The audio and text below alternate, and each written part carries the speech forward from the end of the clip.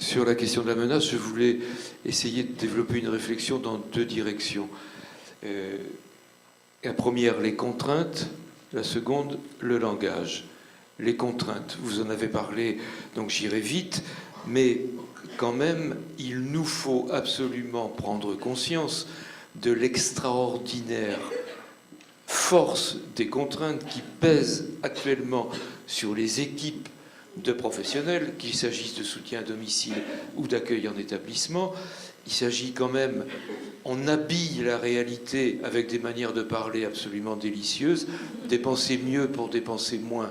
Est-ce que quelqu'un est contre, par exemple, mutualiser les moyens? Bah oui, enfin, est-ce que quelqu'un... C'est joliment dit, mais on n'est pas dupe quand même. L'objectif, c'est bien dépenser moins. Stop. Et pour dépenser moins, arrêtez de payer des fonctionnaires qui servent à rien, qui sont inutiles, qui... Quand même. Hein, il pèse aujourd'hui sur les personnels à tous les échelons. Pèse sur les épaules d'un directeur, d'une directrice, des cadres, etc. et des agents de service. Pèse des contraintes extraordinaires. Dans le petit document qu'on a visionné tout à l'heure, la directrice interviewée, elle emploie deux expressions terribles. Elle est directrice, pourtant, elle parle de travail à la chaîne et d'automatisation du travail. D'accord ? C'est quand même incroyable qu'une directrice, dans un travail de réflexion éthique, en arrive à se dire « voilà ce qu'il faut que je dénonce ». Parce que c'est ce qui pèse sur elle et ce qu'on lui demande de faire peser sur les épaules des autres. Donc ça, c'est quand même quelque chose. Alors on habille ça avec des protocoles, avec des guides de bonne pratique, très bien, en oubliant qu'une bonne pratique, c'est quand même une pratique susceptible d'évoluer, de changer. C'est peut-être même la première caractéristique d'une bonne pratique que de n'être jamais une pratique arrêtée, figée.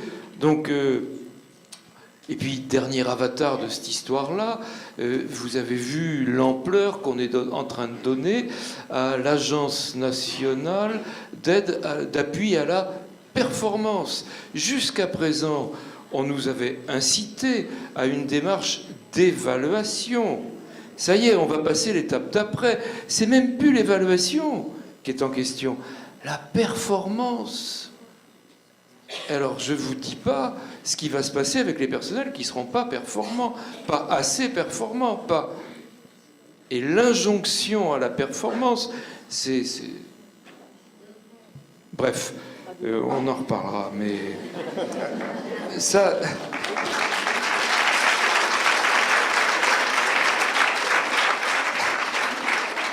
Et dans la région où j'habite, j'ai l'occasion de travailler de temps en temps avec des personnels de l'ARS.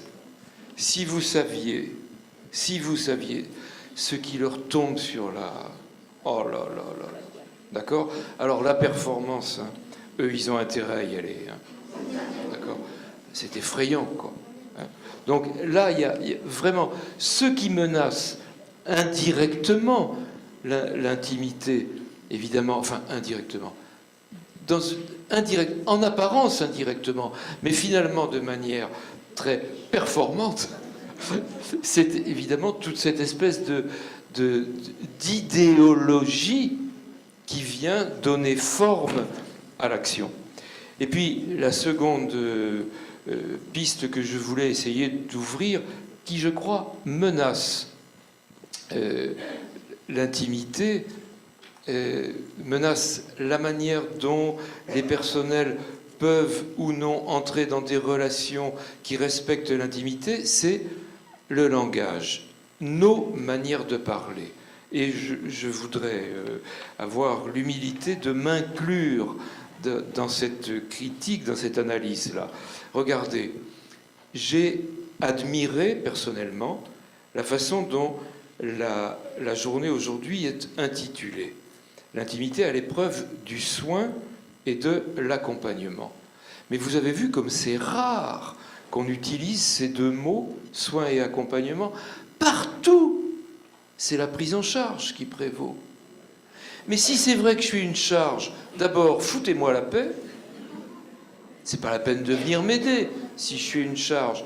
Et comment respecterez-vous mon intimité si votre intervention professionnelle est fondée sur l'idée qu'on est là pour les prendre en charge? S'ils sont une charge, alors ils sont des objets, objets de ce que vous voudrez d'ailleurs, et c'est fini, l'intimité d'un objet terminé. Donc, je voulais essayer d'insister sur ces pistes.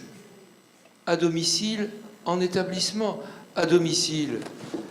Vous vous rendez compte qu'on a créé en France, partout, des services de maintien à domicile. Je ne veux pas qu'on me maintienne, mais je veux bien qu'on me soutienne. Ah ben ouais. Mais vous ne viendrez pas chez moi de la même manière si vous venez me maintenir, si vous venez me soutenir. En établissement, vous ne travaillerez pas, vous ne vous adresserez pas à moi de la même manière si on me place en établissement ou si vous m'y accueillez. Eh bien, c'est pas du... Et du coup, si je suis maintenu, mon intimité, mais c'est réglé d'avance. Alors que si vous venez me soutenir, bon... on va pouvoir parler de tout ça. Si vous me placez, alors que si vous m'accueillez, et on voit comment ces réflexions autour du langage, de nos manières de parler, rejoignent évidemment nos manières de penser, parce que la langue me fait penser, d'accord? Et dans le meilleur des cas, la pensée précède l'action, j'espère. Du coup, le langage me fait agir. Mais si je n'ai pas les moyens d'agir, et du coup, tout est lié. Ce qui menace le plus l'intimité, je crois, c'est une certaine idéologie qui s'infiltre petit à petit, partout, jusque dans l'hôpital public. Et j'en suis triste.